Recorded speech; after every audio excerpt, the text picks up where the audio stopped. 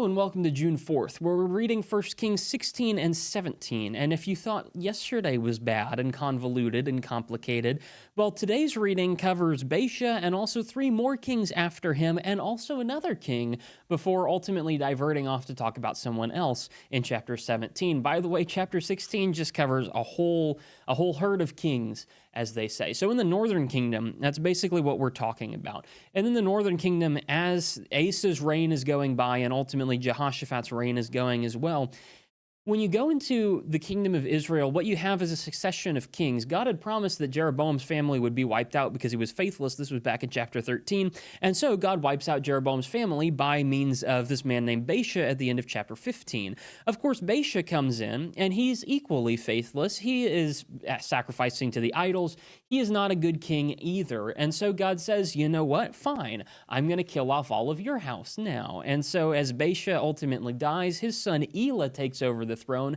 Elah lasts about 2 years, I believe it is, before getting killed, and all of his family gets wiped out as well by this man named Zimri. Now, Zimri is a fascinating king because he makes it about a whole 7 days before he commits suicide by burning his house down, because he's being fought against by some other king candidates, and he knows he's going to lose. So Zimri kills off all of Baasha's house, and then Zimri and all of his house are killed off. After that, there are two more kings that come up after him. There's a man named Omri and a man named Tibni, and they have a bit of a civil war kind of spat while they're trying to fight it out to figure out who's going to be the one in charge.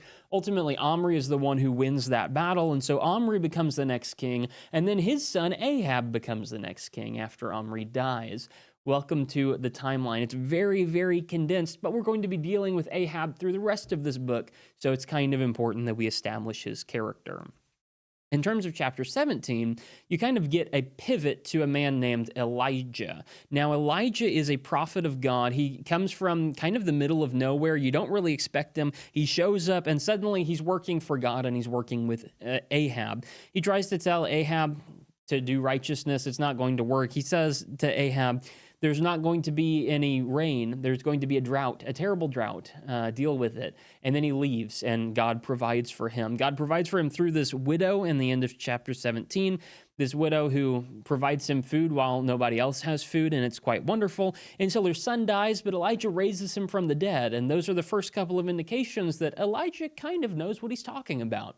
He's got God's miraculous power behind him. That's why Elijah's pretty great, and we're going to see him in the next couple of chapters as well. So in the end of 1 Kings, then pay attention to who Elijah is. He'll be pretty important as we get into the Old Testament and into the New Testament. I'll see you tomorrow.